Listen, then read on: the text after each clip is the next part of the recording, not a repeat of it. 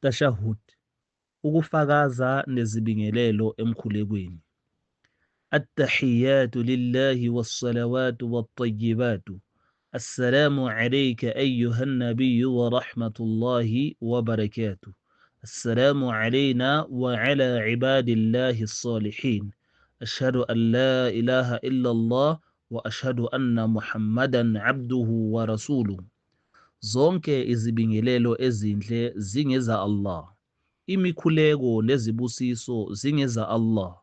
Ukuthula kube phezu kwakho. Ukuthula nezibusiso makube kuwe mprofethi.